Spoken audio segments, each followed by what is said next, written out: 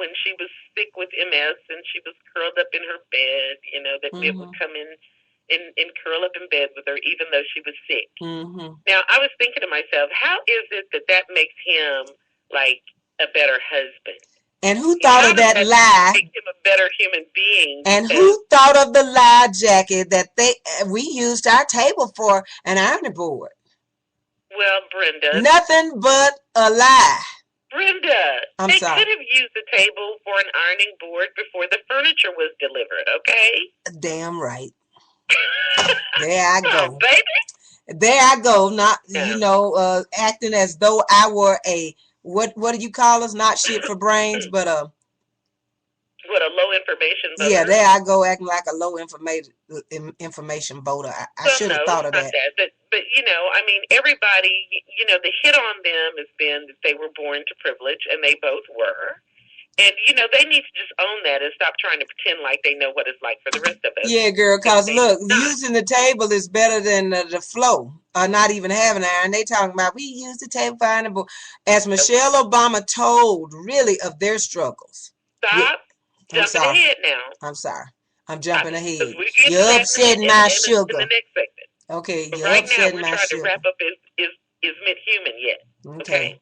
All right, go ahead. As many of you know, I have a 17-year-old daughter that is very precocious. My child said the best thing about Mitt Romney and his human side that I ever heard, and she just said it. She just laid it out, and she's only 17. She said, well, Mom, they can work on trying to make Mitt seem human, but see, the reason that he can't seem human is because he's actually a cyborg from the 1950s. I believe that Chris Matthews said, it is a clear choice. Do you want a human being for a president or a robot? And there you go. And there you go. He's a cyborg. That's why he acts so... No matter how hard he tries, he just can't seem to get over that hurdle. And what the Republicans are so concerned about, now I'm skipping ahead, but... that's okay. We got a lot. What the Republicans are so concerned about is that they did their convention and it was an absolute wash. I mean, people watched it. Let me see. I think that the final ratings were that, well, I'll just talk about the main speeches. Mitt Romney's speech, about 30 million people watched that. President Obama's speech, about 36 million watched that. Now, after the speeches and all of that other stuff, the voters looked at the Republican Party and said, I don't like them. Okay? How many people looked at it and said, you know, 30 million people. They look at it and they say, I don't like them because they're mean, they're angry, greedy, and stingy. That is what I saw. Well, the Republican convention. Here's what I saw and what I learned. Okay, tell me. Well, we can't call his name. Him that was president. Him that my brother. Well, I love my brother, and he kept us safe, except for September 11th. Yeah, except for September the 11th. Yeah. Other than that, have you ever felt safer? He kept you safe. You're upsetting my sugar. Okay. Jackie, can you imagine not calling your party leader's name? No, my pet, I cannot. You know, when Barack Obama, when he had served his second term and then can serve no more, he and Bill Clinton will be hand in hand the leaders of the Democratic Party. Yes, it's this way, is that the Democrats can be proud of their former president. The Republicans are only proud of their former dead president. Yeah. I mean, how bad... I don't think it makes Bush feel too bad, though. He just was glad to get the hell out of there because they were pulling... In his own words, I have crawled out of the swamp and I'm not crawling back in. Okay, because you know how crazy his side is. And I know, Jackie, they must have brought pressure on this man night and day to do what he knew was wrong.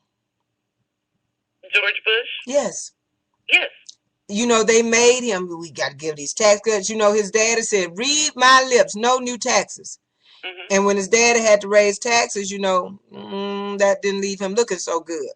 Yeah, they put him out. Yeah, and but the thing about his father, though, is that he did the right thing. He did the right thing. And sometimes you can do the right thing and still get kicked out on your butt. Yep. So there you go. Now, but when you were talking about doing things that you know to be wrong, the other thing that the Republican convention was infamous for is how no one seemed to have any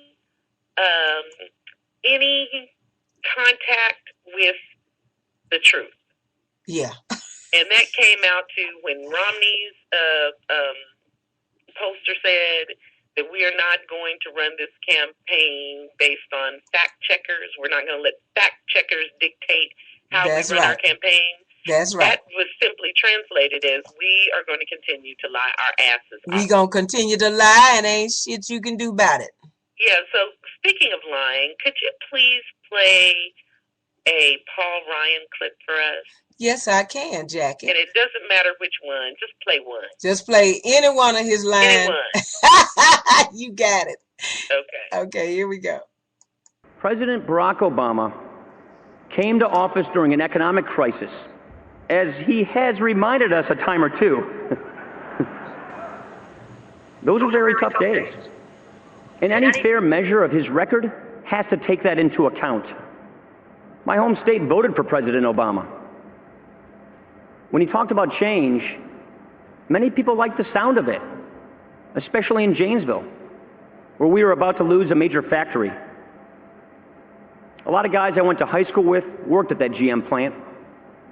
Right there at that plant, candidate Obama said, "I believe that if our government is there to support you, this plant will be here for another 100 years." That's what he said in 2008. Well, as it turned out, that plant didn't last another year. It is locked up and empty to this day. And that's how it is in so many towns, where the recovery that was promised is nowhere in sight. What did taxpayers get out of the Obama stimulus? More debt. That money wasn't just spent and wasted. It was borrowed, spent, and wasted. Because I borrowed and spent and wasted most of it. Jackie, the GM plant. He can lie. And he looked, and Jackie, I knew as I looked at his face, Romney has a problem of smacking, and when just before he gets ready to lie, the minute he does that, I know he's fixing to lie. Yes. Every time Paul Ryan turns his head one way or the other like a robot, and gives that little line across the face grin, you can just almost read his body language and tell he's lying. Now, and while we're speaking of that, there have been experts that's been checking their body language. Yes. And they've been talking about that. Yes. Okay, Jackie, so go on with and give us a rebuttal to his lie about the GM plant. Okay. Well, it's just that plant was scheduled to close in June of 2008, which everyone understands is before the election in November of 2008, right? And we know that plant actually did close December the 23rd of 2008, which is about a month before President Obama was inaugurated, right? So President Obama at that time didn't even have the wherewithal to try and keep the plant from closing because he was not the president yet. Now, Paul Ryan, on the other hand, was the congressman from that district. What did he do to keep his plant from closing, and his friends that worked there? Yeah, right. I bet he ain't spoke to one of his. But anyway, Ryan keeps talking about how they are not afraid to tell people the hard truths and to lead and do what's best for the country, I guess, in his estimation. But if you can't tell the truth, if you have a loose relationship with what is true and what is not, all of the pundits have been laughing at the Republicans for the last couple of weeks because they've come up with, we don't need no stinking facts. Okay. And that movie, We Don't Need No Stinking Badges. That's right. Yes, they don't need any facts. Yeah, if it's a good story and they think it'll make the president look bad, they're going to tell it. They're going to tell it, whether it's true or not, and it's generally not true. Now, there was another big one that Ryan told that I just wanted you to play that clip too. Okay, here we go. Okay. The biggest, coldest power play of all in Obamacare came at the expense of the elderly. You see, even with all the hidden taxes to pay for the healthcare takeover, even with the new law and new taxes on nearly 1 million small businesses, the planners in Washington still didn't have enough money. They needed more. They needed hundreds of billions more. So they just took it all away from Medicare. $716 billion funneled out of Medicare by President Obama. An obligation we have to our parents and grandparents is being sacrificed, all to pay for a new entitlement we didn't even ask for. Mm-hmm. He didn't even ask for it. The Obama. He took all that money. Yeah. Took all that money from Medicare. Mm-hmm.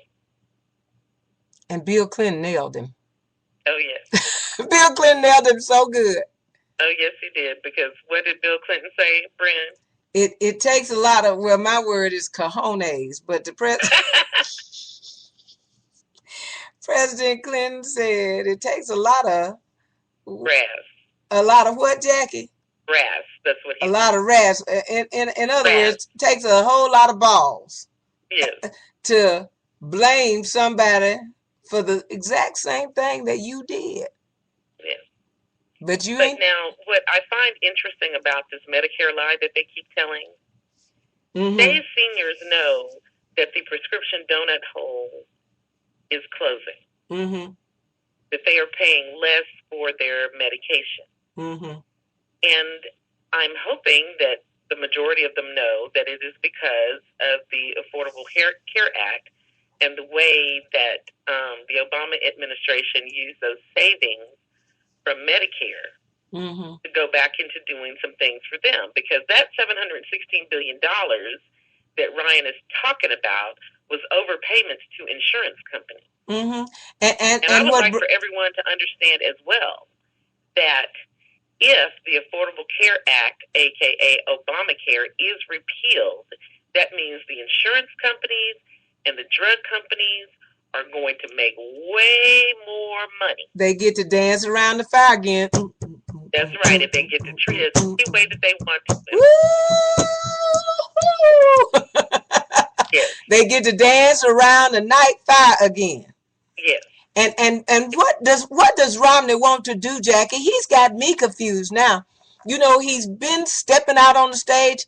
When I'm elected, first day on the job, I'm going to repeal Obamacare. Now, in the last month, he gonna make some changes to Obamacare. Yeah.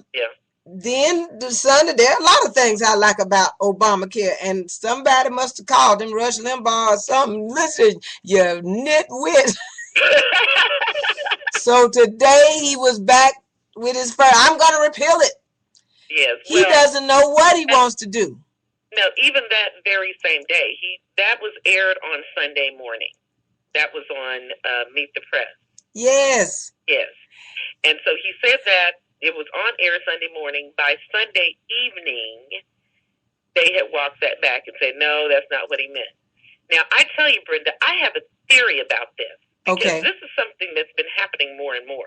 I want to hear your theory, Jackie. Something, and then they'll release a statement taking it back. Yeah. Do you want to hear my theory? Yes, I do. And don't give me no shit that you misspoke. No. Okay, you're going to give me your theory for real. My theory is that, see, when Mitt Romney appears on Meet the Press, he is appearing before a broad audience. Yes. A broader audience than his Republican base. And he's trying to appeal to moderates and independents to say to them, look, really, I'm not so scary. It's those other guys who are nuts, not me. Yeah.